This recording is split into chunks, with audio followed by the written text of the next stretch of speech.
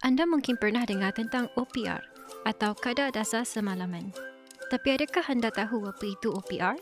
OPR merujuk pada Overnight Policy Rate atau kadar dasar semalaman. BNM membuat pelarasan terhadap OPR untuk memastikan kestabilan harga dan menggalakkan pertumbuhan ekonomi yang mampan.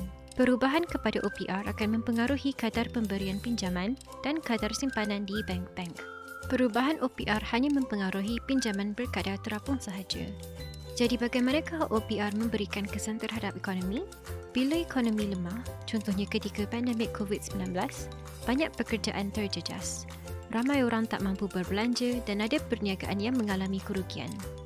OPR diturunkan untuk mengukuhkan ekonomi kerana apabila OPR rendah, pinjaman pula akan menjadi lebih murah. Dan bagi pinjaman berkadar terapung, ansuran bayaran bulanan untuk peminjam individu dan perniagaan juga akan berkurang. Oleh itu, lebih banyak wang boleh digunakan untuk perbelanjaan atau simpanan.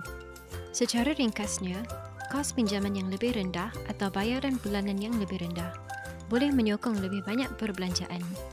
Bila ini berlaku, lebih maju perniagaan dan lebih banyak peluang pekerjaan dan pelaburan. Kalau macam ni, kenapa BNM tak boleh kekalkan sahaja OPR pada paras yang rendah tak kira situasi ekonomi? OPR yang dikekalkan pada paras yang rendah terlalu lama boleh menyebabkan pinjaman dan perbelanjaan yang berlebihan. Jika kita tidak berhati-hati, ini boleh mengakibatkan kenaikan harga. Kenaikan harga ini terutamanya boleh menjejaskan isi rumah berpendapatan rendah. Pinjaman yang terlalu murah untuk jangka masa yang lama juga boleh menyebabkan peningkatan risiko tingkah laku spekulatif dan aktiviti peminjaman yang kurang berhemah. Untuk mengelakkan situasi begini, BNM perlu melaraskan OPR dengan keperluan ekonomi Malaysia, terutamanya apabila ekonomi semakin pulih.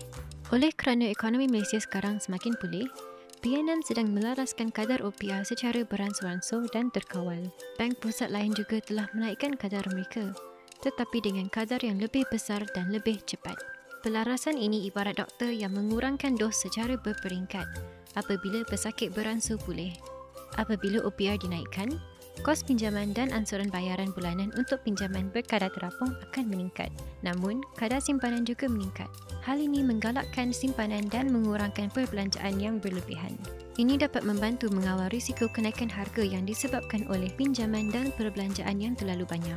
Di Bank Negara Malaysia, matlamat kami adalah untuk menetapkan OPR yang kondusif bagi pertumbuhan ekonomi dan pada masa yang sama, memastikan kestabilan harga barangan dan perkhidmatan untuk seluruh rakyat Malaysia.